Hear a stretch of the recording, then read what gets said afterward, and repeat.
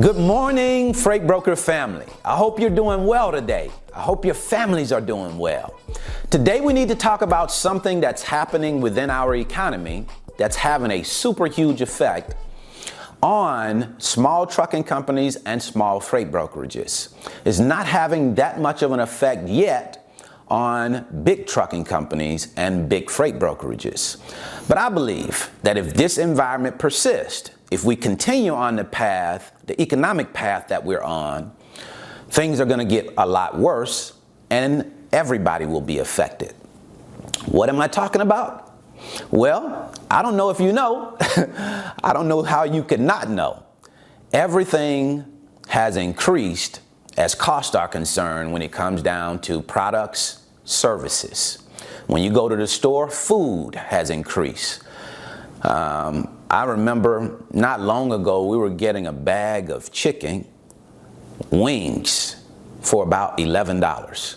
Now that same bag of wings, as a matter of fact, it seems like you get less wings now, but that same bag cost us about $23. So we have seen some serious price hikes in food, clothing, shelter, everything has increased. And that has to do with inflation. Inflation is running at about a 7.5% rate right now.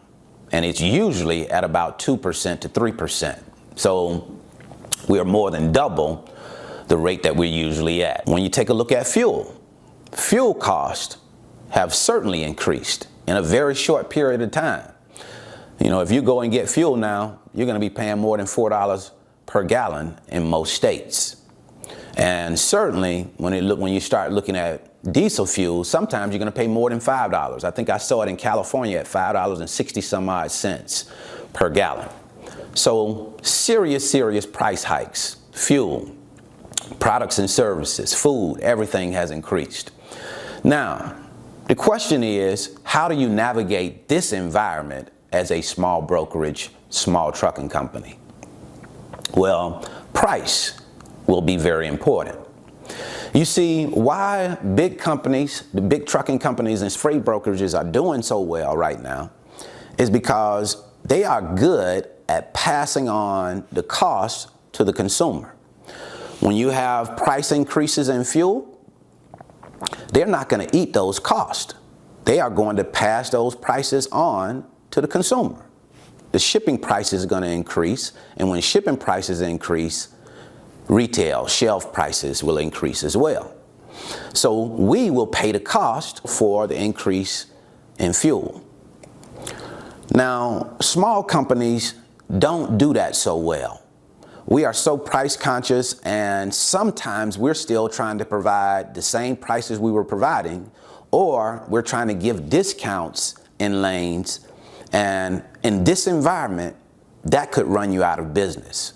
Not changing with the environment, not changing your cost could definitely run you out of business.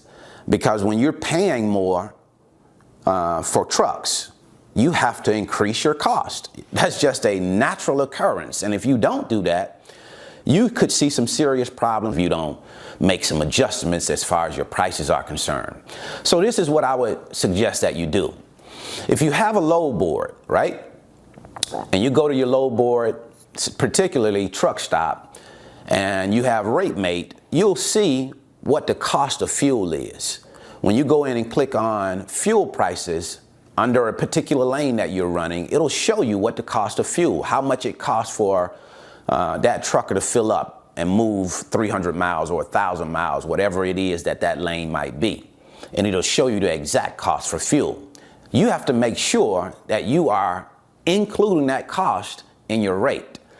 So if fuel usually costs $300 or $400 and now it's costing $500 or $600, you can't stay at that $300 cost. You have to increase the rate based on the increase in fuel cost.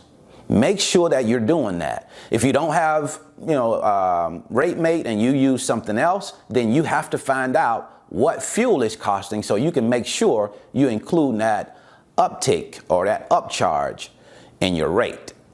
Not doing that could cause some serious issues, okay? Now, some people say, I don't worry about fuel cost, I'll just make sure that I cover any increase in the rate. Say, okay, well, how do you cover the increase if you don't know what the fuel cost is? If you don't go and check to see what the fuel cost is, how do you cover the increase?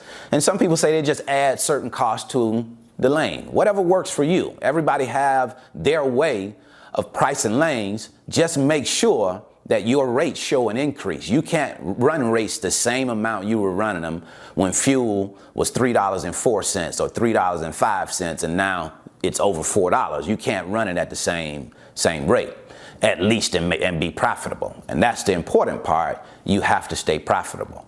Now, as I said before, big companies are doing well in this environment, but I believe that the trucking industry as a whole will soon run into problems if we continue, if we persist in this type of environment. You see, if inflation stays this way on into next year, late in this year, if fuel costs stay up like that, I think it's going to start putting some serious pressure on the trucking industry. I was reading an article just recently, and it was talking about the orders for trailers. It said that trailers usually cost about $30,000, and now in this environment of inflation that we're in, that same trailer is costing $8,000 to $9,000 additional. So truck orders or trailer orders have decreased because of that.